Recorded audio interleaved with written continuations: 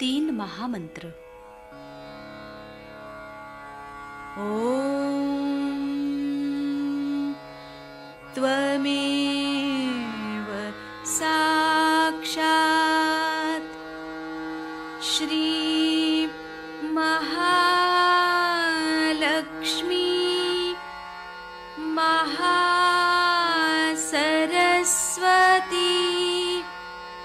महाकाली त्रिगुणात्मिका कुण्डलिनी साक्षात् श्री आदिशक्ति माताजी श्री निर्मला देव्यै नमो नमः। ॐ त्वमेव साक्षात् श्री कल्की साक्षात् श्री आदिशक्ति माताजी श्री निर्मला देव्यै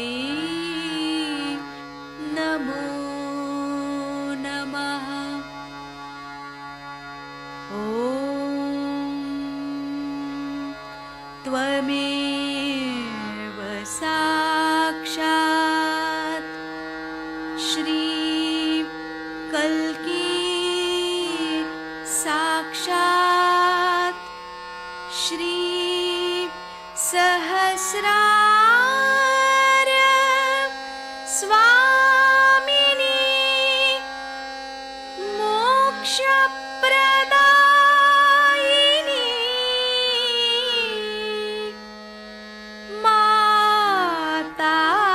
माताजी श्री निर्मला देव्यै नमो नमः। श्री गणेश मंत्र। ॐ त्वमेव साक्षात् श्री गणेश साक्षात् श्री आदिशक्ति माताजी श्री निर्मला देव्यै नमो नमः।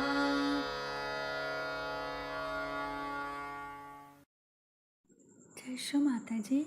दोनों हाथ माँ के सामने, हृदय में श्री माता जी को देखेंगे।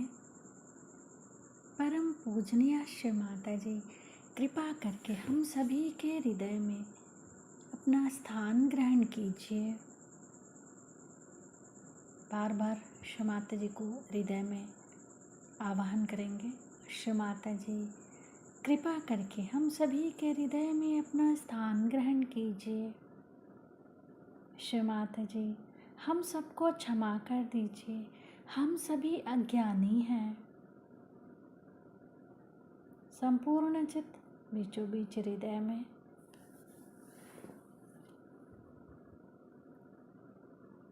क्षमा रूपेण संस्थिता या देवी सर्वभूतेषु क्षमा रूपेण संस्थिता नमस्तस्यै नमस्तस्यै नमस्तस्यै नमो नमः।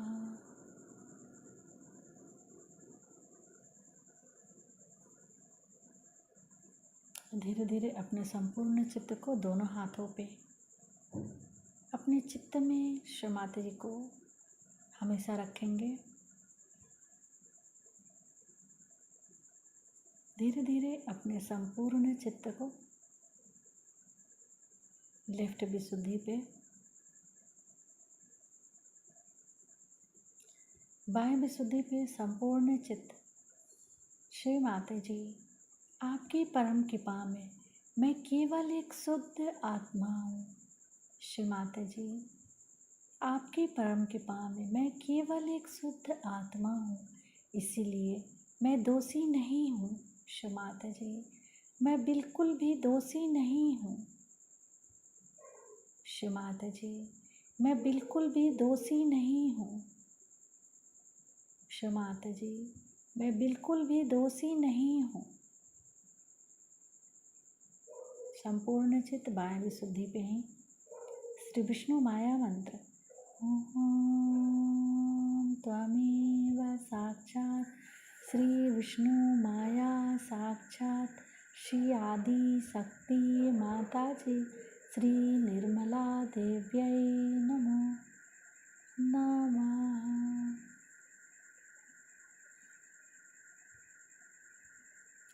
बाह्य विशुद्धि पर अपने चित्त को क्लॉकवाइज घुमाएंगे 7 टाइम्स।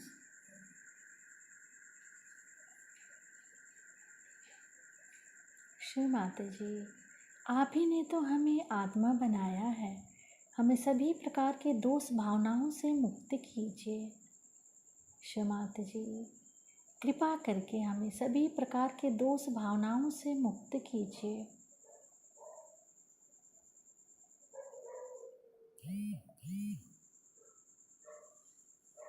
धीरे धीरे अपने संपूर्ण चित्त को लेफ्ट आज्ञा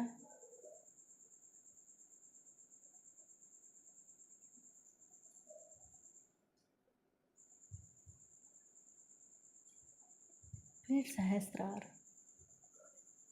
सहस्त्रार पे माँ के श्री चरण कमलों को देखेंगे। माँ के श्री चरण कमलों की परिक्रमा सहस्त्रार पे करेंगे 7 टाइम्स।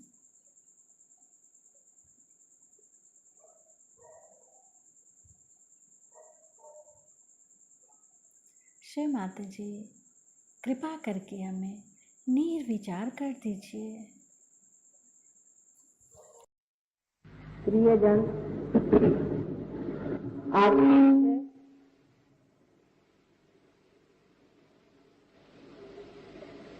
सहजयोग एक अभिनव आविष्कार।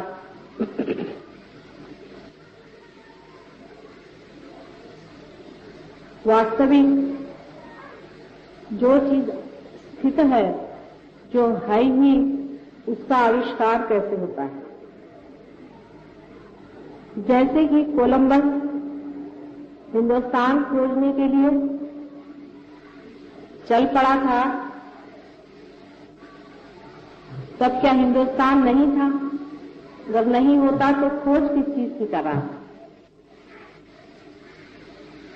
सहजयोग तो है ही, पहले ही से है, उसका पता सिर्फ अभी लगा है। सहजयोग ये परम तत्व का अपना तरीका है, ये निसर्ग का अपना एक अनूठा तरीका है। यही एक ही मार्ग है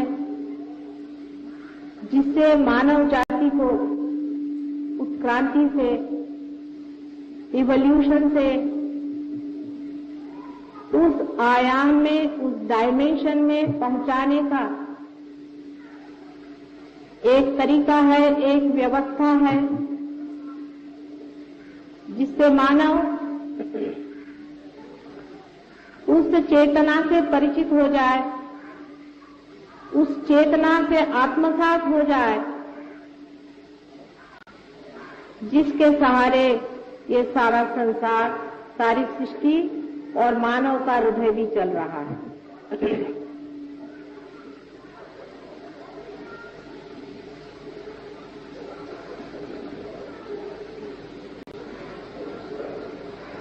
बहुत कुछ इसके बारे में लिखा गया है।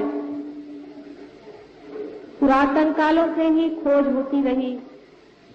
मनुष्य खोज कुछ रहा ही है हर समय, चाहे वो पैसे में खोज ले, चाहे वो सत्ता में खोज ले, चाहे वो प्रेम में खोज ले, वो किसी न किसी खोज की ओर दौड़ रहा है,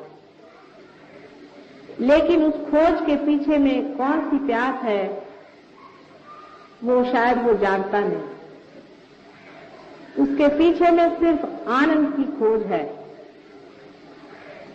आनंद की खोज में वो सोचता है कि बहुत सी अगर संपत्ति इकट्ठा कर ले तो उस आनंद में लय हो सकता है। लेकिन ऐसे भी देश अनेक हैं जिन्होंने संपत्ति में बहुत कुछ प्रगति कर ली, बहुत कुछ पा लिया है और अत्यंत दुखी हैं। आनंद तो दूर रहा, हजारों लोग वहां आत्महत्याएं कर रहे हैं।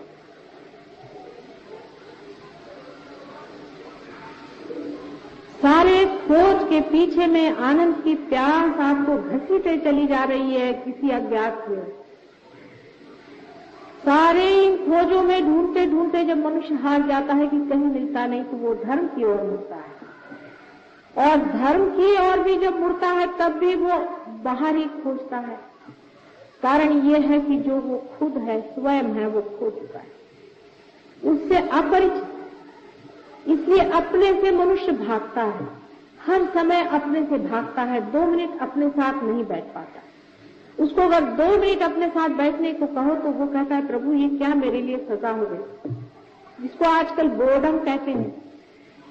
आदमी अपने से इतना क्यों हुआ है, सोचने की बात है कि मनुष्य अपने से इतना क्यों जोरों से भागा चला जाता, क्योंकि वो अपने से अपरिचित है, अपने सौंदर्य से, अपने वैभव से, अपने ज्ञान से और अपने प्रेम से अपरिचित मनुष्य आनंद की खोज बाहर की ओर करते हुए दौड़ रहा है। आनंद बाहर है नहीं, वो अंदर है, आप में है। आप स्वयं आनंद स्वरूप हैं, आप परमात्मा स्वरूप है, ऐसा सब लोग कहते हैं। सिर्फ बातें करने से ही ये बात पूरी होने वाली है। मराठी में कहते हैं बोला जात भात बोला की तो तड़ी। चाहे हम आपको कहें कि आप निराकार को खोजें, चाहे साकार को खोजें, तो सब बातें ही बातें तो हो गई, हजारों बातें हो गई, करोड़ों किताबें लिखी गई, न जाने कितने ही जीवन बर्बाद हो गए। इंसान की इस खोज का कोई अंत नहीं।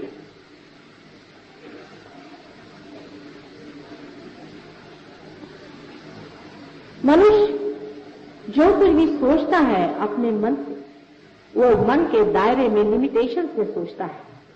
मन से परे की जो बात है वो इस मन से समझने वाली है नहीं। अब जैसा मेरा भाषण भी है, ये भी आपके लिए सिर्फ बातचीत ही है, ये भी एक बातचीत ही है, क्योंकि इस बातचीत से आप उस परमात्मा को नहीं जानते। जितनी भी इस पर मैं बात करती जाऊं उतने ही आपके मन पे इसका बोझा बनता जाएगा। अगर मैं कहूं कि कोई बोझा में रखो तो उसका भी बोझा बनते जाएगा। इसी तरह की व्यवस्था परमात्मा ने हमारे अंदर कर दी है कि मन से हम जो भी करेंगे तो बोझिल हो जाए, और उस बोझे के नीचे हम दबे हुए उड़ नहीं सकते वहां पर जहां पर हमें जाना। इसीलिए खोज आज तक अधूरी ही रही है। लेकिन नवनिर्माण की बात मैं आपसे करने वाली हूं, सिर्फ बात ही नहीं, इसका आविष्कार जो कि खोज निकला है। उत्क्रांति के मार्ग में ऐसा ही होता रहा है कि कोई प्राणी अति विशेष स्पेशलाइजेशन में या विशेषज्ञ हो गया तो वो डूब जाता है, खत्म हो जाता है।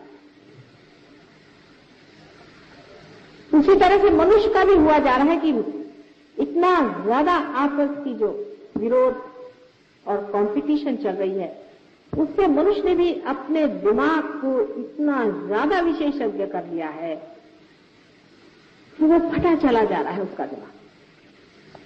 और एक अब नया तरह का मानव आने की जरूरत है जो इस मन से परे उस शक्ति को जान ले, जो इस मन को भी चलाता है और इस हृदय का भी स्पंदन करता है। उस शक्ति को जानने के बारे में कितनी ही बातें आप करिए और कितना ही उस पर प्रयत्न करें, आप वहां नहीं पहुंच सकते। ये बात निसंदेह, ऐसे तो सभी ने यही लिखा है जो मैं कह रही हूं, कोई मैं ऐसी विशेष बात तो कह नहीं रही। नानक जी को आप पढ़ें, कबीरदास जी को आप पढ़ें, आप वशिष्ठ को पढ़ें, गुरुओं के गुरु जनक के बारे में आप पढ़ें। अपने देश में छोड़े बाहर के देशों में भी हजारों लोगों को जो पार हो चुके हैं, हजारों वर्षों से ऐसा ही लिखते आए, यही लिखते आए हैं जो मैं कह रही हूं कि जो पाना है अकस्मात अंदर होता है। लेकिन वो भी बेचारे कहते ही रह गए, क्योंकि शायद वो भी इसे खोज नहीं पाए थे। लेकिन अगर वो नहीं खोज पाए थे, इसका मतलब ये नहीं कि वो कुछ कम थे। अगर कोलंबस हिंदुस्तान नहीं खोज पाया था, इसका मतलब ये नहीं कि वो कोई कम था। और बाद में जिन लोगों ने उसे खोज लिया है, उन्होंने कोई उनको नीचे गिराने के लिए नहीं खोजा था। ये एक सामूहिक खोज रही है। आप लोग सब अलग अलग होकर के सोचते हैं, तब इस तरह से बात बहुतों के दिमाग में आती कि माता जी कुछ अलग ही बात कर रहे। नहीं, मैं इन सब खोजों की खोज का ही पता आपको दे रही। आज तक अत्यंत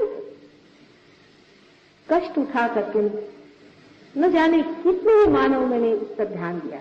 साइकोलॉजिस्ट ले लीजिए, बायोलॉजिस्ट ले लीजिए, बड़े बड़े साइंटिस्ट ले लीजिए, वे भी एक हद तक जाकर के हार चुके। बहुत बहुत संत और जो महंत हो गए, रियलाइज हो गए, वो लोग भी पा लिया, लेकिन दे नहीं पाए। इसका कारण समय।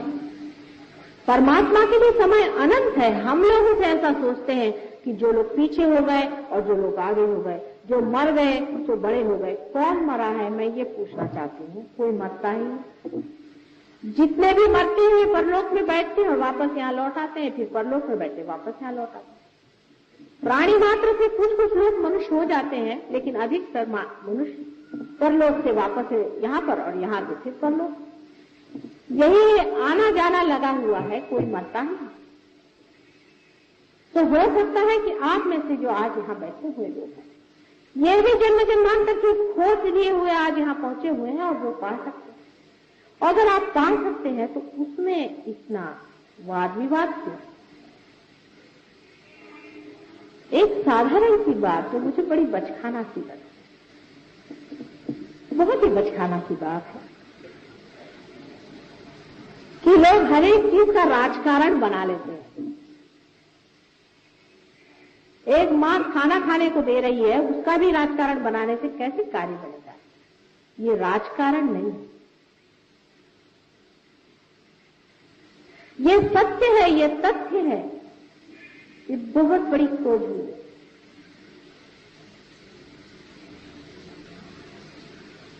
यहां पर जो लोग रियलाइज लोग बैठे हैं वो समझ रहे हैं मैं क्या कह रही हूं। धर्म की खोज में मनुष्य परलोक तक पहुंच पाया है, अभी तक परम तक नहीं पहुंचा। और जो परम में पहुंचे भी थे वो परम को नीचे नहीं ला सके। और लोगों के लिए ये बात बहुत सत्य है, क्योंकि जैसे आपके अनेक जन्म हुए, मेरे भी अनेक जन्म हैं। और इन सब बड़े बड़े खोजने वाले से मेरा भी बहुत नजदीकी संबंध रहा है। और वो मेरे जितने अपने हैं शायद आप लोगों के नहीं है। जो लोग बड़े बड़े झंडे लगाते हैं कि हम मुसलमान हैं, हिंदू हैं, ये हैं, वो हैं, वो सिर्फ एक वकीली लेकर के झूठ मूठ के आए हैं। उनके पास कोई भी गारंटी नहीं है कि पिछले जन्म में हो सकता है जो हिंदू था वो मुसलमान रहा हो, जो मुसलमान हो वो ईसाई रहा हो। जब जन्म जन्मांतर की बात है, जब अनंत की बात है, तो सोचना भी उसी लेवल पे, उसी स्तर पे होगा। वो स्तर ऐसा है कि जो कुछ परम है वो जड़ नहीं है, जो कुछ परम तत्व है वो जड़ नहीं है,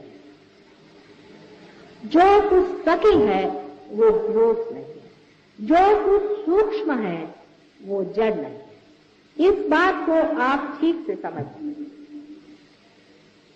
वो जड़ में प्रकाशित हो सकता है, किंतु परम जड़ में इंटरेस्टेड नहीं है, उसमें कोई दिलचस्पी नहीं है। जैसे कि बहुत से लोग मुझे बताते हैं कि एक साधु संत थे, वो परमात्मा से कुछ मांग रहे थे और उनको परमात्मा ने दे दिया होगा, लेकिन परमात्मा ने नहीं दिया, ये मैं बता सकती। परमात्मा को इसमें कोई भी इंटरेस्ट नहीं है कि आपके इतने बच्चे पैदा हो जाए, कि आपको जमीन मिल जाए, आपको घर मिल जाए, आपको दुनिया भर की ऐशो आराम मिल जाए। इसमें परमात्मा को कोई भी इंटरेस्ट नहीं। हमने परमात्मा को समझने में ही गलती कर दी है। परम तत्व को परम ही देने में इंटरेस्ट है, ये बात आप लिख कर रखें। और इस पर भी लोग सब बात करते हैं कि परम तत्व जो है वो कुंडलिनी योग से पाया जाता है, ऐसा भी बहुत लोग लिख करके गए। लेकिन कुंडलिनी योग से सिद्धि पाई जाती है, ऐसी बात कहीं भी लिखी नहीं गई। हाँ, लेकिन जिन्होंने सिद्धियां पाई है वो यही लिखते हैं कि कुंडलिनी से सिद्धियां आनी चाहिए, कभी भी नहीं। कुंडलिनी आपकी मां आपके अंदर बैठी हुई है, आपको पुनर्जन्म देने के लिए।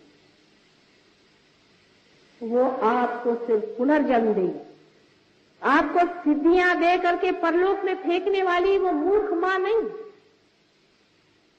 जितनी समझ आपके पास है उससे कहीं अधिक समझदार है वो, कहीं अधिक प्रेममय है। वो आपको गलत जगह में, असत्य में ढकेलने वाली दुष्ट मां नहीं।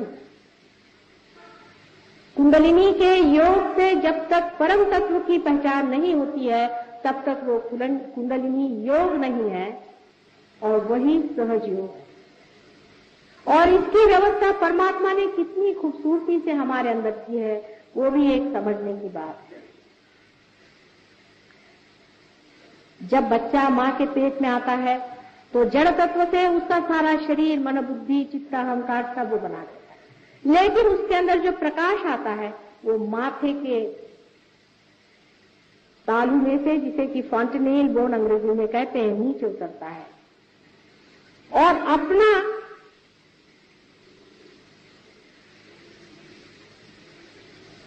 ब्रेन, मस्तिष्क, जिसका आकार त्रिकोणाकार एक प्रिज्म के जैसा है, उसमें से यही शक्ति गुजरते वक्त 3 हिस्सों में बट जाती। ये सब परमात्मा ने किस खूबी से किया है, ये जानने के लिए यहां अगर कोई डॉक्टर हो तो वो समझ सकता है। इसी को हम सिंपैथेटिक और पैरासिम्पैथेटिक नर्वस सिस्टम कहते हैं। हमारे शरीर के अंदर 2 ऐसी शक्तियां विराजमान हैं कि जिसके बारे में हम बहुत कुछ कम जानते हैं और जिसके बारे में हमें पता लगाने में बड़ी दिक्कतें होती हैं, खास करके पैरासिम्पैथेटिक नर्वस सिस्टम। अपने योग शास्त्र में इसे सुषुम्ना और ईड़ा और पिंगला ऐसी 2 सिस्टम्स बताएंगे। ईड़ा और पिंगला ये दोनों ही अपने शरीर में सिंपैथेटिक नर्वस सिस्टम का उद्भव करती है, माने उसका जड़ तत्व जो है वो सिंपैथेटिक नर्वस सिस्टम। अब ऐसा समझ लें कि परमात्मा ये पेट्रोल अपने सर में यहां से भर देते हैं, और पेट्रोल भरते वक्त वो कुछ ऐसी घटना घटित होती है कि प्रिज्म के अंदर से गुजरने वाले उनके किरण आपस में इस तरह से आ करके और फिर मुड़ जाते हैं, जिसे डिफ्लेक्ट होना कहते हैं, और फिर नीचे जा करके उनकी ईड़ा और पिंगला ऐसी 2 नाड़ियां बनती हैं, और जो बराबर बीचों बीच शिखर पे से बीचों बीच उतरने वाले किरण आपकी कुंडलिनी बन करके जो त्रिकोणाकार अस्थि अपने मज्जा तंतुओं के नीचे बना हुआ है, उसमें वास करता है। इसे एक बात तो जाहिर हो गई कि हमारी कुंडलिनी जो है वो ऐसी जगह बैठी हुई है जिसका संबंध सेक्स से कुछ नहीं। अब आप अगर किताबें पढ़ें तो कुंडलिनी शास्त्र पे आप सब जान जाइएगा कि ऐसा होता है, वैसा होता है, ये है, वो है। लेकिन कुंडलिनी को उठाने वाले वो बहुत कुछ मुझे भी मिले हैं और मैंने भी जाने हैं, वो सब सिंपैथेटिक पे आपको ले जाते हैं, सुषुम्ना में उठाते नहीं है। उसकी एक पहचान है, अगर आपके अंदर कोई डॉक्टर हो तो समझ लेगा इस बात को जो मैं कह रही हूं कि पैरासिम्पैथेटिक नर्वस सिस्टम सुषुम्ना नाड़ी है जो कि बीचों बीच है, और उसकी पहचान एक है कि जब कुंडलिनी उठती है तो आंख की पुतलियां बड़ी हो जानी चाहिए।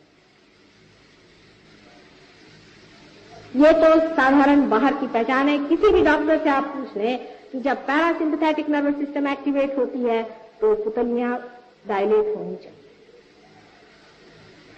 और बाहर भी हम आपको दिखा सकते हैं अगर आपकी नजर खुली हुई हो तो, क्योंकि आज तो हर एक चीज का आपको कोई न कोई प्रूफ ही देना पड़ता है, नहीं तो कुछ समझ में नहीं आती बात है।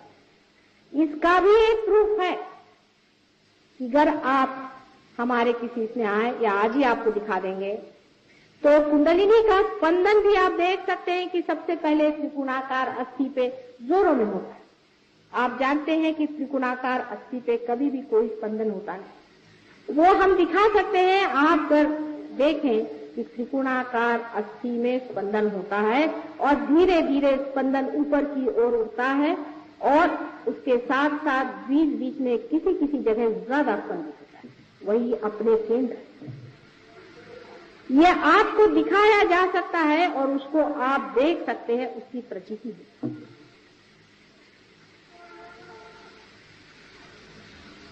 जब कुंडलिनी सुषुम्ना से उठेगी तभी आप पार हो सकते हैं, लेकिन इसके लिए परमात्मा ने न जाने क्यों एक बड़ी जबरदस्त कंडीशन लगा दी। एक बड़ी भारी अटकल है उसमें जो देना ही पड़ेगा। वो ये है कि कुंडलिनी सुषुम्ना पे तभी आएगी जब परमात्मा का असीम प्रेम उस आदमी में उतर पड़ेगा। जब तक वो प्रेम मनुष्य में उतरेगा नहीं, कुंडलिनी उठने वाली नहीं है, चाहे आप कुछ करें। वो नाराज हो सकती है, गुस्सा हो सकती है, लेकिन कुंडलिनी कभी भी नहीं उठ सकती है जब तक वो असीम प्रेम सुषुम्ना के अंदर जगह बनी हुई है। खास इसकी जगह बनी हुई है हमारे नाभि चक्र और अनाहत चक्र के बीच में एक बड़ी सी जगह बनी है। जब तक उसके अंदर ये प्रेम उतरेगा नहीं, तब तक सुषुम्ना से ये प्रवाह उठने वाला नहीं। जैसे समझ लीजिए कि दो सीढ़ियां हैं और बीच में एक सीढ़ी है, उस सीढ़ी में और हम में कुछ अंतर है, गैप। इस अंतर को आप किसी भी तरह से लांघ नहीं पा रहे, उसमें कोई पुल नहीं है जिसको आप लांघ कर जाएं। और ये दो सीढ़ियां बराबर ईड़ा और पिंगला नीचे जमीन पर लगी हुई। सिंपैथेटिक नर्वस सिस्टम की लेफ्ट और राइट, ये दोनों ही जमीन पर लगी हुई हैं और बीच वाली आधांतरी लटकी हुई है जो परम में पहुंचा। आप सिंपैथेटिक नर्वस सिस्टम की जो दोनों सीढ़ियां हैं, अगर कोई साइकोलॉजिस्ट हो तो मेरी बात समझ सकता है, वो एक जो लेफ्ट हैंड की तरफ में है, दाहिने ओर है, वो आपको पहुंचा देती है ईगो में, अपने अहंकार। और जो राइट हैंड साइड में है वो आपको पहुंचा देती है आपके सुपर ईगो में प्रति अहंकार। ये दोनों मिलकर के हमारे माथे पे छा जाते हैं, जैसे कि कोई बलून ना हो उस तरह से ऊपर आ जाते हैं और आ करके इस जगह में जहां हमारा तालु होता है उस पर दोनों आ करके मिल जाते।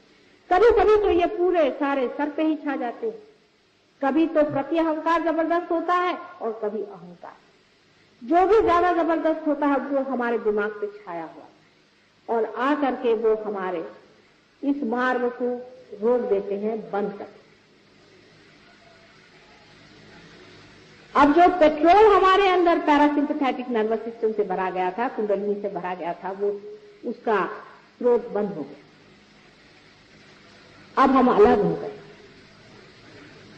अब हम सेल्फ हो गए, हमें लगा कि भाई हम कोई हैं। अब अहंकार शुरू हुआ, हम हैं। अब यही भागने का, अपने से भागने का कारण, क्योंकि हम जो हैं वो हमको हम जानते ही नहीं कि हम क्या। आप मेरी ओर इतना चित्त लगाकर सुन रहे हैं, मैं आपकी ओर अपना चित्त नहीं लगा सकता। मैं कहूं आप अपनी ओर चित्त लगाएं तो आप लगा ही नहीं सकते हैं, क्योंकि आप कट गए उस स्रोत से जो आप है।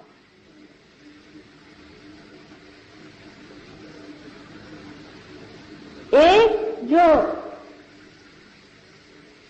प्रति अहंकार है, सुपर ईगो है, उस पर बोझे जितने भी हमारी ओर से पड़ते जाते हैं, हर तरह के बोझे, उसको आप कह सकते हैं इस तरह के बोझे जिसमें हम अपने सिखाते हैं कि ये करो, वो करो, ऐसा नहीं करना चाहिए, वैसा नहीं करना चाहिए, ऐसा नहीं करना चाहिए, इधर नहीं जाना चाहिए, वो नहीं खाना चाहिए, इस तरह की चीजें। या ऐसा कहें कि हम बड़े बड़े भाषण देते हैं लोगों को, आपको हिंदुस्तानी बनना चाहिए, आपको जापानी बनना चाहिए, आपको इससे नफरत करनी चाहिए, उससे नफरत करना चाहिए, हम हिंदू हैं, हम मुसलमान हैं, ईसाई हैं, आदि तरह के सब चीजें जिसको कंडीशनिंग कहते हैं, बोझ से ये सुपर ईगो जो है तब। और जो अहंकार है वो ये कहता नहीं हम तो ये हैं, हमें ये करना चाहिए, वो करना चाहिए। जो कहता है नहीं करना चाहिए वो तो सुपर ईगो, और जो कहता है करना चाहिए वो ईगो। असल में हम न तो कुछ नहीं करते हैं, न तो हम कुछ करने वाला तो कोई और ही है। बेकारी में बच खाना पन नहीं, करने वाला अपना काम तो करता ही है और करेगा ही। लेकिन यही जड़ता हमारे अंदर दोनों है कि हम उस पेट्रोल को इस्तेमाल करते हैं इन दोनों ईड़ा और पिंगला से, अपने सिंपैथेटिक नर्वस सिस्टम से, उससे हम अपने को कंडीशनिंग कर लेते हैं, बोझे में डाल लेते हैं। बीचों बीच सुषुम्ना नाड़ी। अब बहुत से लोगों ने मुझसे ऐसा भी कहा कि माता जी आप तो इनके विरोध में बोलते हैं, उनके विरोध में बोलते हैं। भाई मैं किसी के विरोध में नहीं बोल रही, लेकिन तुम तो गलत सीढ़ी से चढ़ गए ना, उसे तो उतारना पड़ेगा ही जो बीच की सीढ़ी में तुम्हें चढ़ाना है। इसमें किससे मैं विरोध कर रही हूँ, मेरी समझ में नहीं आता कि इसमें किससे विरोध करके मुझे क्या करना है। मैं तो आपसे बता रही हूँ कि आप गलत सीढ़ी पे चढ़ गए, सभी उतर आइए। मैं तो बड़े बड़े गुरुजनों से मिलने जाती हूँ, उनसे बात करती हूँ कि आप कर क्या रहे। कुछ करने से परमात्मा नहीं मिल सकता, इन लोगों से कुछ करवाए हुए नहीं, ये करने धरने से परमात्मा नहीं मिल सकता। ये आपको मैं क्या बता रही हूँ, आप वशिष्ठ पढ़े या नहीं तो आदि शंकराचार्य को पढ़े, जो कि हिस्टोरिकल चीज है, उनको भी पढ़े। उन्होंने भी यही कहा है कि आप परमात्मा को पाने के लिए कुछ कर नहीं सकते, लेकिन अंतर उनमें मुझमें जरा सा थोड़ा सा फर्क है। इतना ही अंतर आता है कि उन्होंने कहा था कि परमात्मा को पाने के अधिकारी बहुत ही कम, इसलिए ठीक है कि कुछ भक्ति में रहें और कुछ अपने ऊपर योग वोग लगाकर अपने मन को अनुशासित करें। लेकिन उन्होंने भी कहा था कि अनुशासित मन, फिर चाहे वो किसी भी तरह का हो, और वैसा भी मन कि जो विषयों के पीछे दौड़ता है और अपने को, जिसको इंटेलिजेंस कहते हैं, दोनों ही मन इस कार्य के लिए व्यस्त है। ऐसा सुंदर मन जो छोटे बच्चों जैसा निष्पाप हो, वही इस परमात्मा को पाने का अधिकारी है, ऐसा उन्होंने साफ साफ कहा। लेकिन कौन पढ़ता है उनको कोई पढ़ता जो नहीं ना। प्रश्न तो यह है कि हम लोग सभी को पढ़ते हैं, और उसमें से उनको ज्यादा पढ़ते हैं जिनको धर्म के बारे में कुछ मालूम नहीं, और मालूम भी है तो थोड़ा बहुत मालूम। जो अपने को बहुत हिंदू कहलाते हैं उनको पहले आदि शंकराचार्य को पढ़ना चाहिए। आदि शंकराचार्य ने तो हिंदू धर्म की संस्थापना करी थी, फिर आदि शंकराचार्य को क्यों नहीं पढ़ते? दुनिया भर के लोगों को आप पढ़ते हैं, उनको क्यों नहीं आप पढ़ते और उनको आप जानते थे? उसमें मुझ में जो अंतर है वो इतना ही है कि वो कहते थे कि बहुत ही करोड़ों में एक दो होते, मैं कहती करोड़ों में लाखों तो है ही समझते। ये आशावाद का अंतर नहीं है, ये समय का अंतर है। समा ऐसा, कलयुग का समा है ही बड़ा घनघोर युद्ध का समय, अंधकार और प्रकाश का घनघोर युद्ध चल रहा है। आपको पता नहीं क्योंकि आप सिर्फ अभी मुझे ही देख रहे हैं, अपने से परे आप किसी को देख नहीं पा रहे हैं, लेकिन जो लोग रियलाइज हैं वो जानते हैं कि कैसा कैसा चंग बांधा गया। आज पूर्णिमा का रोज है, आज दोनों का जोर है। नेगेटिव और पॉजिटिव फोर्सेस दोनों अपना जोर बांध रहे हैं। सिंपैथेटिक और पैरासिम्पैथेटिक का पूरा जोर है। सिंपैथेटिक पैरासिम्पैथेटिक को चूसे चली जा रही है, और सिंपैथेटिक कितना भी चूस ले, अगर पैरासिम्पैथेटिक उस अनंत से एकाकार हो जाएगी तो उसमें वो भरता ही रहेगा। कितना भी आप पेट्रोल खर्चा करें, अगर वो पेट्रोल पंप ही में लगा हुआ है तो फिर क्या डरने की? ये सारे सिंपैथेटिक का प्रश्न। सिंपैथेटिक की जो एक्टिव कॉन्शियसनेस की साइड है, जहां से आप सारा काम करते हैं, जिसे एनर्जी इस्तेमाल करते हैं, वो अगर अति इस्तेमाल हो तो कैंसर जैसा रोग हो जाता है। और जिस तरफ में सुपर ईगो होता है वो ज्यादा इस्तेमाल हो तो पागलपन आ जाता है। हम किसी को ठीक ठाक नहीं करते हैं। ये भी कहना है कि हम बीमारियां ठीक करते हैं, एक तरह से गलत ही बात है, क्योंकि वो तो पैरासिम्पैथेटिक नर्वस सिस्टम, जो कि इन दोनों भी सिस्टम को ठंडा कर देती है, अपने आप ही मनुष्य जो है वो ठीक हो जाता है। अगर कोई पागलपन होगा तो वो भी ठीक हो जाएगा। और अगर कोई आपके अंदर में ओवर एक्टिविटी से कैंसर जैसा रोग होगा, वो भी ठीक। कैंसर का इलाज सिर्फ सहज योग, और कोई उसका इलाज संसार में नहीं है। ये बात सिद्ध हो जाएगी। हम जानते हैं कि थोड़े दिन में बिल्कुल ये बात सिद्ध हो जाएगी, और हमने बहुतों का इलाज भी जो किया है कैंसर का, वो भी लोग यहाँ बैठे हुए हैं वो भी बता सकते। तो भी एक बात पहले और शुरू से ही कह रही हूं कि चित्त हमारा कहाँ है? चित्त क्या उस कैंसर पे है जो इस शरीर को जर्जर किए हुए है, जो कि जड़ है। हमारा चित्त अगर चैतन्य पे है तो चैतन्य की बात सोचनी चाहिए। जब तक हम अपना चित्त चैतन्य की ओर नहीं रखेंगे तो जड़ भी हमें सताएगी। सारा काम चैतन्य का, जड़ता का कोई काम ही नहीं। हमको इतनी आदत जड़ता की हो गई है, इतनी आदत जड़ता की हो गई है कि मनुष्य छोटी छोटी जड़ बातों से फिसल जाता है। छोटी छोटी जड़ बात, जैसे मैं आपसे कहूं, एक भी हमारे पास आती थी, उनको रियलाइजेशन हो गया और वो काफी अच्छे से देने वगैरह लगे। लेकिन रियलाइजेशन का मतलब भी ये तो नहीं कि आप वयस्क हो गए, आपका पुनर्जन्म हो गया, आप दूसरे बच्चे हो। अब उनको आगे बढ़ना चाहिए, उस पर उनका चित्त, मेरा लड़का जो है वो ठीक हो जाए, मेरे बच्चे जो हैं वो ठीक हो जाए, मेरा पति जो है उनका ठीक हो जाए, फिर थोड़ी देर मेरे पैसे का मामला ठीक हो जाए। चित्त कहाँ है? चित्त आप रियलाइज हो गए तो भी चित्त वही है जिसे आप छोड़ के आए हैं। जिसने चैतन्य पे चित्त रखा है वो बहुत ऊंचा उठ गया है। आपके बीच में भी ऐसे लोग बैठे थे जो बड़े ऊंचे, सब देवता स्वरूप है। ये लोग वंदनीय है। यही देवताएं हैं, इन्हीं को देवता कहना चाहिए जिनका रीबर्थ हो। बेकार की बातें करने वाले लोगों से झगड़ा करने की किसी को भी कोई जरूरत नहीं। जिनको आना हो आए, नहीं आना हो नहीं आए, उनसे झगड़ा करने, भिड़े वाद विवाद करने का आज समय रहे नहीं, क्योंकि वो लोग वाद विवाद ही करते रहेंगे। क्योंकि शंकराचार्य ने भी कहा था ना कि निम्न कोटि के लोग हैं, उनको तो ठीक है वो अपने किसी तरह से अपने मन को अनुशासित करें और किसी तरह से अच्छे से रहें, चोर चकोरी से बचे, एक अच्छे सामाजिक घटक बनते रहे। किंतु परम में पाने वाले लोग, परम की ओर दृष्टि रखने वाले लोग ऐसी चीजों से संतुष्ट होने वाले नहीं। जब तक परम आपने पाया नहीं, आपको मेरे ऊपर भी बिल्कुल विश्वास नहीं करना चाहिए। इस ढकोसलेबाजी की बिल्कुल जरूरत है।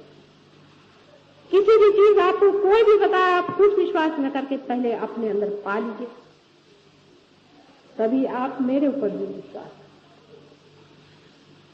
यहां कोई बाजार खोलना नहीं है, पैसा कमाना नहीं है, नाम कमाना नहीं है, सिर्फ मुझे यहां मनुष्य का परिवर्तन करने का है। और इस जन्म में नहीं हुआ तो अगले जन्म देख लेंगे, हम तो हमें अनंत में ही रहने की आदत थी। लेकिन अब भी ये सोच लेना चाहिए कि जो कोई मर चुके हैं तो मर चुके हैं, उनकी बातें लेकर के न दोहराइए, चित्त अपनी ओर रखिए। शायद हो कि उनमें से आप एक हो जिन्होंने कुछ लिख दिया था। हो सकता है कि आप ही वो बड़े भारी लोग हो जिन्होंने कि बहुत कुछ लिखा और आज फिर यहाँ जन्म लेकर के आए हैं अपना दावा लेने। जो हो चुका सो भी।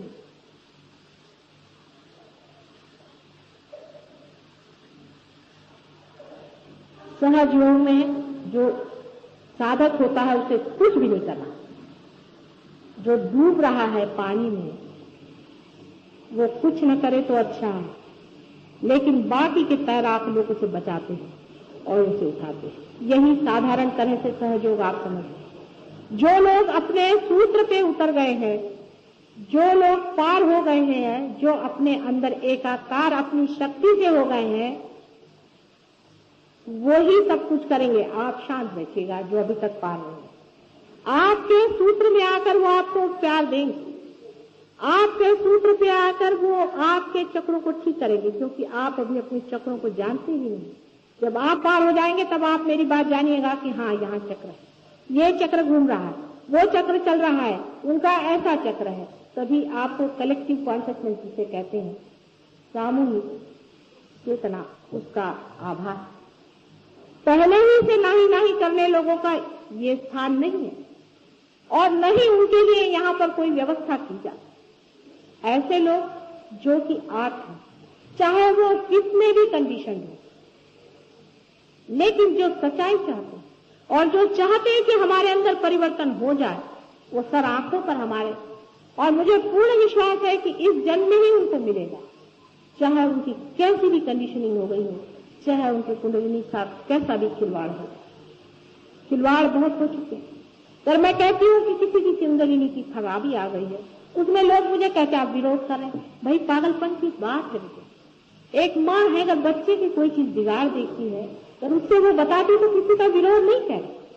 तुम्हारी अबोधिता में, तुम्हारे सादगी में अगर तुम्हारा कुछ बिगाड़ हो जाए तो उसको हम ठीक करने के लिए बैठे होंगे। लेकिन पहले ही से इस तरह की बात सोच लेना, ये कौन सी आर्तता है, ये कौन सी मांग है। गुरु का आज गुरु पूर्णिमा का आज दिवस है और सहयोग का पूर्ण वर्णन विशद रूप से करना किसी छोटी समय में संभव नहीं। मेरा आज विचार था कि काफी विषय पे मैं कह सकूंगी, लेकिन मैं जानती हूँ विषय अत्यंत विशद है, सागर से। और मेरे अनेक ध्यान के क्लास में मैंने लोगों से बताया है। इतना ही नहीं, जो लोग रियलाइज हैं वो उस स्तर पे आ गए हैं कि इस बात को समझ सकते, क्योंकि उनके हाथ से वो प्रवाह, वो आनंद लहरियां बह रही हैं, वो प्रेम की लहरियां बह रही हैं, जिससे वो समझ सकते हैं कि कलेक्टिव कॉन्शियसनेस क्या है, सामूहिक चेतना क्या है। इसको भी समझना चाहिए कि ये कौन सी। अभी बहुत से लोग आप में ऐसे भी होंगे जो मेरी ओर हाथ पर करके बैठने तो आपके अंदर ऐसा लगेगा जैसे हाथ थरथरा रहे हैं, कपकपा रहे हैं, आपको ऐसा लगेगा। अब उसको लोग कहेंगे कि नहीं हमें वाइब्रेशंस आ रहे हैं। वो वाइब्रेशंस नहीं है, वो तो आप हमारे विरोध में हैं। आपके अंदर कोई चीज हमारा विरोध कर रही है पूरी समय। ये जो हम प्यार आपको दे रहे हैं उसके विरोध में थरथरा रहा है। ये आप हमारे विरोध में खड़े हैं इसलिए आप थरथरा रहे हैं, वो वाइब्रेशन। और वाइब्रेशन तो तभी हम मानते हैं जिस वक्त आपके सहस्त्रार का चलना रुक। कबीरदास जी ने कहा है कि शिखर पर अनहद बाजे। शिखर पर अनहद की आवाज आती है, माने हृदय में जो स्पंदन है वैसी आवाज आने लगती है। वो तो हुई जब तक टूटा नहीं। जब टूटने पर सारी आवाज टूट करके, सारी ही आवाज टूट करके आप परमात्मा से एकाकार हो जाए, तब न कोई आवाज आती है, न कोई चीज दिखाई देती है, न कोई चीज दृश्यमान है। बहुत से लोग कहते हैं कि हमें दिव्य दृष्टि है, हमें दिव्य फलाना है। ये सब स्थिति दृष्टि से क्या होता है? दृष्टि से क्या मिलने वाला? दृष्टि से ही अगर सब कुछ मिलने वाला होता तो फिर खोज का है। इस दृष्टि से मिलने वाला वो नहीं और इस कान से सुनने वाला वो नहीं, किंतु वो जानना है अंदर से। जिसने उसे अंदर से जाना है वही उसे समझ सकता है। दृष्टि से क्या बहुतों को दिखाई देते हैं, बड़े बड़े करिश्मे दिखाई देते हैं, बड़े बड़े लोगों को चित्र दिखाई देते हैं। मुझे बहुत से लोग आकर बताते उसको चमत्कार।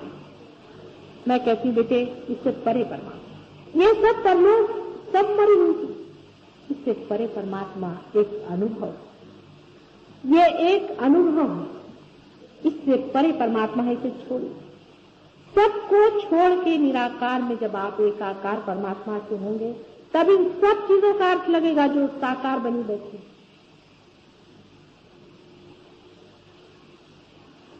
इस आनंद लहरी से लोगों ने बहुतों को ठीक भी किया, बीमारियां ठीक हुई। लेकिन सबसे बड़ी जो चीज हुई है जिसका मुझे बहुत आनंद है कि 10 आदमी पार भी हो गए, सब ने मिलकर सामूहिक किया, पार हो गए।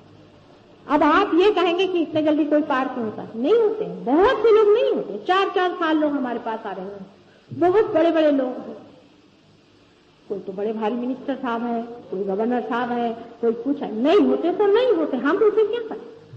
हमें किसी से पैसा तो लेना है नहीं कि आप 2000 रुपया दे दीजिए हम पार कर दें, सर्टिफिकेट दे दें। ये जो नहीं हुआ सो नहीं हुआ भाई, हुआ तो हुआ। अभी हम अमेरिका गए थे, वहां पर एक साहब बहुत बड़े राजा हैं, वो कहीं वहां मिले, वो हमारे साथ हैं। वो हमसे कहने लगे कि माता जी ये क्या आप जो आता उसको पार कहते हैं, हमको नहीं कहते, हमने क्या किया? मैंने कहा बेटे हम तुमसे कुछ कहेंगे नहीं क्योंकि तुम्हें दुख होगा। तुम धर्म के ऊपर में इतना लेक्चर होते, तुमने कभी धर्म में उतरे हो क्या? ये रात दिन तुम जो अपनी जान को मारे ले रहे हो, ये किससे मारे? तुम जरा इसे छोड़ो, थोड़ा सा परमात्मा को छोड़ो। 4 दिन बीत गए, उसने कहा भैया आपको हम मान गए। हम इंडिया में गए तो सब लोगों ने हमसे कहा कि तुम तो भैया एकदम पार हो और तुम हमारा कार्य करो, तुम हमको रुपया दो और ये करो। सबने हमें सर्टिफिकेट दिया। मैंने कहा मेरे पास नहीं चलता बेटे, क्या कर? वो तो जो होएगा सो होएगा, इसमें किसी की चापलूसी, किसी की रिकमेंडेशन कुछ नहीं चलता। ये इतना अल्ट्रा मॉडर्न है कि इस पर किसी का असर नहीं चलता। जो होगा सो होगा, जो नहीं होगा सो। अब जो नहीं हुआ वो नाराज हो जाते हैं और मेरे खिलाफ जा करके कुछ बोलने लग जाते। बोले अब हम क्या करें, नहीं हो रहे तो भाई हम तो चाहते हैं कि सबको वो रात दिन मेहनत कर रहे हैं कि आप लोग हो जाओ, लेकिन आप नहीं होते उनसे हम क्या करें? आपकी रुकावट। ये भी सोचना चाहिए कि कोई हो गया कहते, किसी को नहीं कहते, और सब लोग कहते कि हाँ हो गया। जितने भी खड़े कहते हाँ हो गया तो वो, और सब लोग कहते नहीं इसका सहस्रार चल रहा है, माने सबका ही चल रहा है, तो भी कोई तो सत्य होना। बीमारी को ठीक करना सहयोग का कार्य नहीं, ये जान लेना चाहिए। क्योंकि बहुत से लोग ये कहते हैं कि उन्होंने भी ठीक किया, उन्होंने भी ठीक किया। क्या हो, कैसा किया पता है?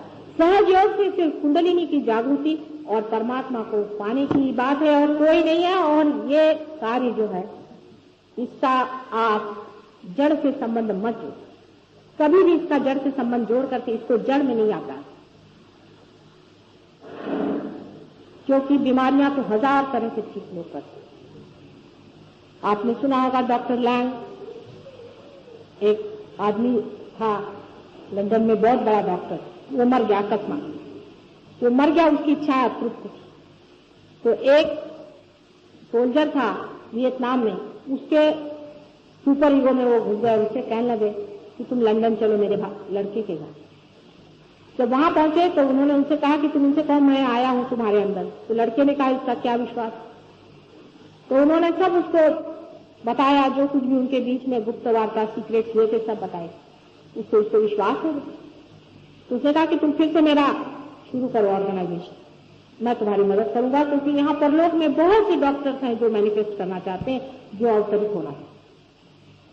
उनका बड़ा भारी इंटरनेशनल ऑर्गेनाइजेशन है, पर वो सच्चे लोग हैं, कहते हैं कि ये हम लोग स्पिरिट से काम करते हैं। झूठे नहीं, उसको भगवान का नाम नहीं देते, वो कहते हैं स्पिरिट का काम। और उन लोगों का ऐसा है कि उनको अगर आप चिट्ठी लिख दीजिए तो वो आपको लिख के भेजते हैं कि 10 बजे इतने टाइम पर आपके पास आकर कोई आदमी कुछ कर जाएगा, आप आराम से देखते हैं। और बराबर उसी वक्त आपको कुछ लगता है कि कुछ हुआ अपने अंदर में और आप ठीक भी हो जाए।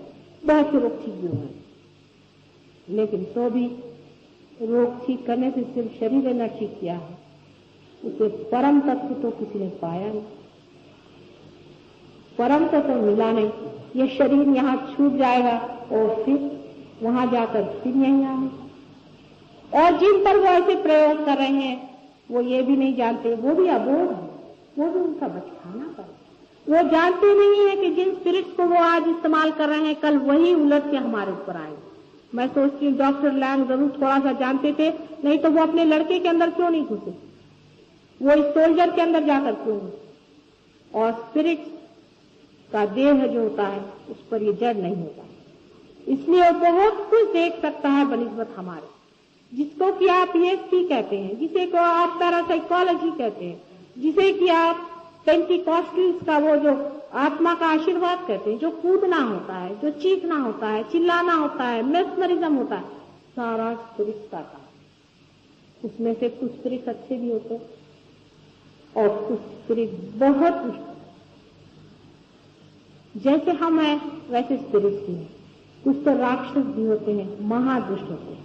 आप उन्हें आज देख नहीं रहे, हो सके तो मैं आपको बाद में दिखा भी सकूंगी, जैसे आज कुंडलिनी दिखा रही हूँ, ऐसा समय आ जाए तो मैं आपको वो भी दिखा दूंगी। लेकिन है, उनका वास्तव आप देख सकते हैं, उनका असर आप देख सकते हो, और हर एक रिलीजन में उनके बारे में लिखा है। हिंदुओं में सुरासुरों की बात लिखी, जो है तो है। जब आप पॉजिटिव की बात करेंगे तो नेगेटिव आपको दिखाने पड़ेगा कि ये नेगेटिव है, पॉजिटिव है। जो धर्म और अधर्म की बात नहीं कर सकता है वो हवाई बात, सिर्फ धर्म की बात करने से कैसे होगा। धर्म भी है और अधर्म भी है, उसकी पूरी सारी देखा है। जो धर्म है अधर्म नहीं हो सकता, और अधर्म है वो धर्म नहीं हो सकता। इसका कंफ्यूजन कलयुग की वजह से कर दिया। लेकिन ऐसी बात नहीं है, जो नेगेटिव है वो नेगेटिव है, जो पॉजिटिव है वो पॉजिटिव। जो नेगेटिव चीज है उसको समझ लेना चाहिए। नेगेटिव का मतलब है मरी, डेड, सिंपैथेटिक में बैठी, निबिड़ों से गई है, वो है। और उस नेगेटिव का असर बहुत ज्यादा उस जगह होता है जहां पर मनुष्य जड़ होता है। जैसे बंबई शहर, हम लोग बहुत जड़ है बंबई शहर। रात दिन पैसों की ठनका, इलेक्शन के झंडे, इन सब चीजों में इतना चित्त उलझा रहता है। रात दिन ये सब पढ़ के और सुन के मनुष्य का चित्त ही नहीं जाता है वहां पर। इंक्वायरी ही नहीं है, खोज ही नहीं है कि अरे हम क्यों जी रहे। क्या यही सब पढ़ने के लिए उसने गुंडे ने वहां मारा, वहां जाके निदर्शन हुए, उन्होंने जाके उनकी बुराई करी, उन्होंने जाके उनसे ऐसा किया, क्या यही सब पढ़ने के लिए हम संसार में हैं? मनुष्य का विचार नहीं करने जाता।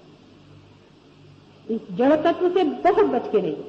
लेकिन ये जड़ तत्व तो आपका अपना घिराव है, इसके अलावा भी कलेक्टिव सबकॉन्शियस है, जिसे कहना चाहिए परलोक है। और उससे जो नुकसान हो रहे हैं वही नुकसान सबसे ज्यादा हमारे सहयोग में है।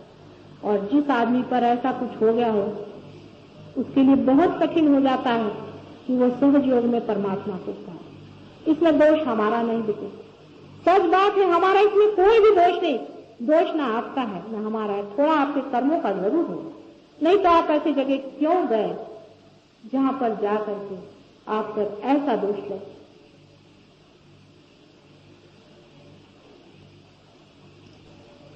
पूरी सतर्कता में स्वयं स्थित अपने आप होने वाला जीवन का विकास, यही सहयोग। भूत प्रेत स्पिरिट संत भी, इनसे आप परम नहीं पाए। वो मरे हुए लोग हैं, परम सिर्फ जिंदा में ही आ सकता है। मरे हुए में अगर आता तो क्यों वो यहां आ रहे हैं हमारे ऊपर, वहां क्यों नहीं बैठते? जिंदा होना चाहिए। आदमी जब तक जिंदा नहीं होगा सतर्क नहीं होगा, उसकी चेतना जब तक पूरी तरह से जागरूक नहीं होगी, तब तक उसके अंदर सहयोग नहीं हो सकता। पूर्ण जागरूकतावस्था में जो चीज आप पाते हैं वही परम है। समाधि में लोग सोचते हैं कि आंखें ऊपर हो गई, गुल हो गए, हम 2-2 घंटा बैठे हुए हैं। ये सहयोग से नहीं होने वाला। ये सब आपका सबकॉन्शियस, जिसे कि मैं कहती हूँ मृत लोक है, उसमें आप उतर रहे हैं। उससे कोई भी आपको चिरस्थायी फायदा नहीं है। जिस मनुष्य को परम पाना है उसको सोच लेना है कि जो मैं सतर्कता में, पूरी स्वतंत्रता में पाऊंगा वही मैं पाऊं। पूरी स्वतंत्रता आपको, यहां तक किसी भी तरह का भक्ति भाव मेरे प्रति न हो, बिल्कुल नहीं होना चाहिए। जैसे एक साधारण सौम्य स्त्री होती है, वैसे ही मैं घर गृहस्थी की एक साधारण स्त्री हूं, ऐसा ही समझ लीजिए। कुछ विशेष हूं ये सोचना ही नहीं, ऐसा ही सोच के आइए। ये स्वतंत्रता भी होनी चाहिए, तभी आप पाएंगे। चाहे आप 10 हो, चाहे आप 1 हो, हमारे लिए काफी। इसके नंबर से नहीं होता, हालांकि नंबर बढ़ाना होगा, नंबर जरूर बढ़ाना होगा, इसमें कोई शंका नहीं। कार्य जोरों में अगर हो जाए तो हो सकता है, हालांकि परम ऊपर से बाहर चला जाए। एक नव निर्माण के लिए, एक नई चेतना के लिए, एक नए तरह के मानव की उसने व्यवस्था की हुई है इस पैरासिम्पैथेटिक की जगह। एक प्रेममय, एक ज्ञानमय, एक सौंदर्यशाली मनुष्य की रचना होनी ही पड़ेगी और होके ही। आप लोगों ने इतनी देर तक मेरा भाषण सुना है। गुरु पूर्णिमा के दिन मुझे यही कहने का है कि इस जन्म में मैं गुरु हो गई हूँ, और तो किसी जन्म में ये कार्य नहीं किया था। पहली मर्तबा गुरु का कार्य करना पड़ा। शायद हो कि माँ को ही गुरु होना पड़ता है, ये कलयुग का मामला है। इसलिए नितांत परमात्मा की जो भी शक्ति है वो किसी माँ के ही हृदय से बहे, उसी की करुणा और उसी के प्रेम में कुंडलिनी को संजोया जाए और उसे उस शिखर तक पहुंचा दिया जाए जहां पर कि वो अपने गौरव में, अपने आनंद में और अपनी शान में विराजित हो। ये शायद हमारे ही भाग्य में, इसीलिए इस जन्म में ये गुरु का स्थान स्वीकृत हुआ है। माँ गुरु बन जाए ऐसा कहीं होना बड़ा कठिन है, क्योंकि माँ अत्यंत कोमल होती है। गुरु तो मार भी देगा, पीट भी देगा, डांट भी देगा, लेकिन माँ एक भी कठिन शब्द बोलते वक्त उसके हृदय में कसोटती है, तकलीफ होती है बहुत। और जब वो देखती है कि मेरे बच्चे कितने साधना से आए हुए हैं और इनको किस तरह से इनको संजो करके संभाल के प्यास उस किनारे ले जाना है, तब उसकी जिम्मेदारी भी इतनी बढ़ जाती है, उसका सारा व्यक्तित्व दूसरा हो जाता है। लेकिन आदिकाल से ही लोग कहते आए हैं कि माँ से बढ़ के गुरु कोई नहीं है। गुरु उसी को मानिए जो आपसे बड़ा है, बड़ा हो जो आपसे बड़ा परमात्मा है। रामदास स्वामी ने गुरु के बारे में ऐसा कहा था कि गुरु उसे मानिए कि जो स्वयं तो पारस है ही, दूसरों को छूते ही वो सोना नहीं बना देता उसे, पर पारस बना देता। जैसा खुद है वैसा ही दूसरों को बना देता। और इसीलिए ये माँ स्वरूप चीज है। माँ बच्चों में जीती है, बच्चों के गौरव में गौरव पाती। इसलिए इस जन्म में शायद परमात्मा की यही इच्छा रही कि ये प्रेम और ये ज्ञान एक माँ के अंदर से आपको मिले। अभी हम लोग ध्यान में जाएंगे, इसके बाद में आप लोग आत्मता से इसमें बैठे, अपने विचार, अपने विरोध इनको छोड़ दें थोड़ी देर के लिए इसलिए कि आपको अपना मंगल और कल्याण कर, अपने साथ अच्छाई कर, अपने साथ बुराई न, किसी भी एक चीज को पकड़े बैठे हुए हो उसे छोड़ दो थोड़ी देर से।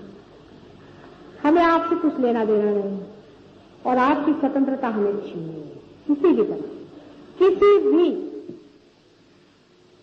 कीमत पे मैं आपकी स्वतंत्रता से छीनना नहीं। जैसे लोग पागल जैसे किसी पीछे दौड़ते हैं, हजारों रुपया उन पर दे देते हैं, चीजों दे देते हैं। अरे चीजें लेते किस लिए? गुरु वो जो आपसे कुछ नहीं ले सकते। गुरु को आप क्या देंगे? आप मुझे कुछ नहीं दे सकते, आप मुझे वाइब्रेशन भी नहीं दे सकते। आपको आश्चर्य होगा, आप मुझे वाइब्रेशन नहीं दे सकते। एक दिन मेरे पैर में चोट लगी तो एक डॉक्टर थी, वो कल माता जी मैं आपको वाइब्रेशन देने का दो तो सही। जो वो वाइब्रेशन देने लगे, जहां से चोट लगी वहां से इतने जोर से उनको वाइब्रेशन आए कि वो तो ध्यान में चली गई। माता जी कहने ये तो जगह में वाइब्रेशन आ रहा है और मेरी जो चोट थी वो एकदम हल्की है। गुरु वो है जो आपसे कुछ भी न ले सके, जो शिखर पे बैठा हुआ है वो नीचे की ओर बहेगा, उसकी ओर कोई नहीं कुछ नहीं दे। असंभव की बात।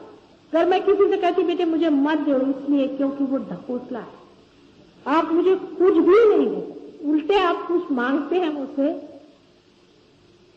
सारा की सारा व्यक्तित्व जो है वो खोल उठता है और इतने जोर से अंदर से सारी की सारी प्रभावशाली शक्तियां दौड़ने लग जाती हैं कि किस तरह की प्रेम से इस बच्चे को मैं संभाल। जरा सा कोई कुछ मांग ही ले, परम परम मांगिएगा।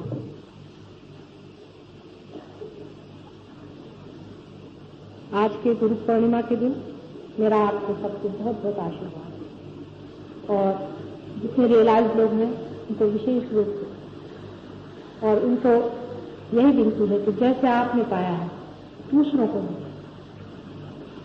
देने का पूरा प्रयत्न, उनको भी इस ओर लाने का प्रयत्न हो सकता है। वो लोग आपसे नाराज हो जाए, गुस्से हो जाए, मारेंगे, पीटे, ये कुछ भी नहीं है, इससे कहीं अधिक हमने सहा होगा, इसलिए कुछ भी नहीं, वाद विवाद करेंगे, आपको नहीं मानेंगे, कोई भाषण छोड़ दीजिए। जो आपको मानते हैं उन्हीं पर ही अनुग्रह करना, यही कुछ अगर देना है तो यही आप दे सकते कि मेरा प्यार संसार में सब जगह पहुंचे और घर घर बीत जाए। बहुत बहुत आप सबका धन्यवाद।